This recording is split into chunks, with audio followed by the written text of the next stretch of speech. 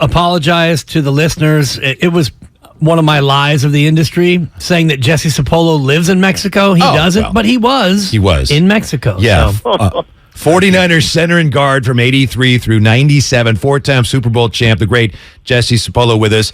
Jess, you were in Mexico City Monday night. How did the atmosphere compare to anything you've ever seen in a football game before? Well, it was electric. And I went to Mexico 17 years ago when we first played there. Alex Smith was a rookie, and we played Arizona. So at that particular time, I felt like we were still trying to promote the game. It's a whole lot different now, because they showed two games on Sunday. They showed a Monday night game, and they have a Thursday night. So over the years, people are understanding the game. Nothing is more, enticing than a fourth down and one, and your season is, depending on making that 1 yard. I think the people understand the excitement of that. It's a whole lot different now. I mean, the excitement Monday night was unbelievable. And the thing that was so funny, we were laughing about it during warm-ups, is every time they show a 49er player, the fans erupted, and everybody did. Every time they showed a Arizona player, they booed, and yet it was an Arizona game. So it made us very proud. Yeah, it's crazy that was a, quote, home game for Arizona. And maybe that's why I thought you lived in Mexico, Jesse, is because you were there 17 years ago when Alex Smith was a rookie. Aside from the unbelievable atmosphere, how about that product the Niners are putting out on offense? That's got to be one of the most dynamic offenses we've seen from the 49ers in some time. Well, yeah, and the thing that I've always known as a player is just because you have a lot of weapons doesn't mean it's just going to, you're not just going to throw it out there and things are going to work out. It's going to take a little time for Kyle to put it together, because people assume that everybody has to have their touches. It doesn't work out that way. It's finding a way for us to win. I think Debo, showed up big time this time for the first time this year. It's just maneuvering the ability for us to maximize using the weapons that we have. But it doesn't happen automatically. Because I remember in '94, we had Dion and all these stars, and yet we got blown out by Philadelphia. So it took us a little while to put it together. And once we did, we were unstoppable. But it was a very encouraging sign because Kittle got his touches. Ayuk is coming on, strong this year. Debo, was Debo Monday night, and of course McCaffrey made a big difference. And people forget we got Mitchell and Jennings on top of that. So we have a great team. We have a coach that's innovative enough to bring us together. Sometimes it takes a little time for us to get in rhythm. Jesse Sapolu, our guest here on 95.7 The Game. He was there in Mexico City Monday night. Jess, one time Anthony Munoz told me that zone blocking is more fun for an offensive lineman because it's almost like you're in a seek and destroy mission. Now, I don't know how much, I apologize, I'm not sure how much zone blocking you did, but do you agree with that as opposed to just straight downhill on zone blocking, which the Niners do a lot of? Is it kind of more fun in some ways for an offensive lineman? Yes, it is, because it doesn't give the defense one spot to defend. The zone is a flowing type of play that could hit the front side, but if you overcommit yourself as a defender, that running back could hit it back to your backside. So it gives us a chance to utilize that area of the field and keep them guessing. That's what zone blocking is all about. Now, the type of players that are good at zone blocking are the kind of offensive linemen that are athletic and that can keep their balance. So, yeah, the West Coast is really the inside zone, outside zone, and, back in the day when we used to run with Ricky Waters and Roger Craig. Yeah, quite a tandem there and quite a couple of running backs the 49ers had. This offensive line's been maligned throughout the majority of the year, but no sacks allowed in Mexico City, and a line that appears to be rounding into shape. What do you make of that five-man unit? It's easy to look at Trent Williams and say he's a Hall of Famer, but the totality of that O-line's got to be pretty impressive right now. Well, I've always been impressed with our O-line. I think it was a surprise of the year because I remember 4 years ago, Aaron Donald wrecking the game by himself. When the Niners was just starting to build under Kyle Shanahan. The thing that's impressive about this group is we've already played the Rams twice, and Aaron Donald has not wrecked the game, and yet we got two rookies starting on two of the three inside guys.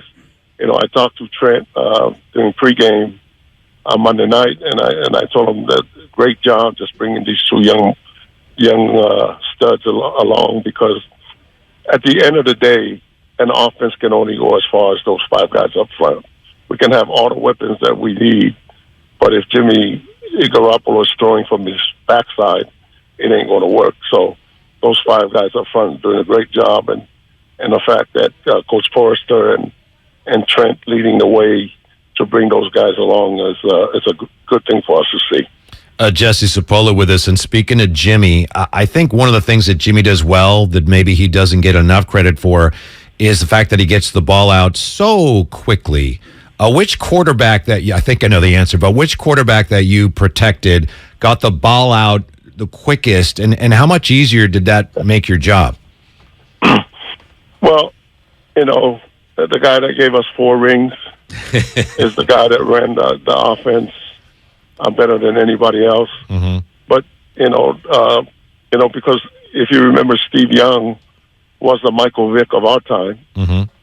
He always knew he was fast. And in the beginning of his career, I think he was depending on that. The shame about it is when Steve Young got better, we went on to win the Super Bowl. He threw 6 touchdown passes in the Super Bowl. And when he got hit in that blitz in Arizona that ended his career, I thought Steve Young was even better then than even the year we won the Super Bowl. So, Steve Young got better at doing it. But Joe Montana was a master at getting the ball out and putting it in a spot where allows the receivers to catch the ball and run for some extra yards. And this is a team that has all kinds of extra yards, the Yak Bros in particular, and what Debo does when he has the ball in his hands. How much do you see improvement in Jimmy Garoppolo, not only getting the ball out of his hands, but also in being able to diagnose what the defense is presenting him play to play? And I think that's Jimmy's strength. If you listen to the media, you would think that we got the worst quarterback in the whole NFL. Not us, Jesse. Not us here. No, I'm talking about the national guys that I watch. When I wake up in the morning. But I know Jimmy's good enough to win the championship for us. The one stat that stands out is that when Jimmy plays, we win. And I tell people this all the time. I got 4 rings, but I also lost 4 NFC championship games. But the reason I got my 4 rings because we win every year to take your shot. And 2 out of the last 4 years, Jimmy took us to the Super Bowl, and we were an interception away from going back to the Super Bowl this past year.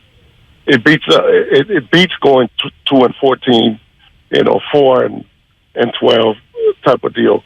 And how you win the championship is consistently taking your shot. And I think the 49er fans, when Jimmy played last year and even the year we went to the Super Bowl, even though we got heartbroken by losing those games, but we'd rather do that than, the Raiders right now, they're already thinking about 2023. So I think Jimmy's the guy that can win for us because we got the weapons around him, and he played a great game the other night.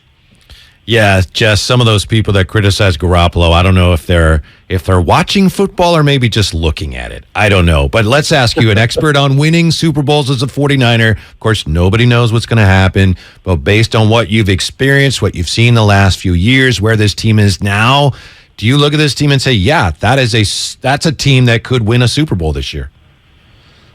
Yeah, and I was asked that question by the media in Mexico, comparing some of the great teams I played on. And, Charles Haley, Brian Young, and myself, and Steve Wallace, I answered the question, this team has weapons. And it's very comparable to the teams that I played on. You look at the receivers. We had John Taylor and Jerry Rice. We got Kittle. We had Brent Jones. The running backs. But the difference is they have to close the deal for their legacy to be cemented. And that's all they need to do is take it one game at a time, get better as we go, get hot in the playoffs, and then close the deal. Because if they don't close the deal, that's just part of the history of the NFL. They don't remember who finished second place. Jesse Sapolu, thank you so much for your time, Jess, and the football lesson. We appreciate it. Hope you have a great holiday, and we hope to talk to you again soon. Happy Thanksgiving to you guys. Happy Thanksgiving to the faithfuls, and thanks for having me on. Yeah, very well. Feliz Navidad, Jesse. Enjoy your time in Mexico.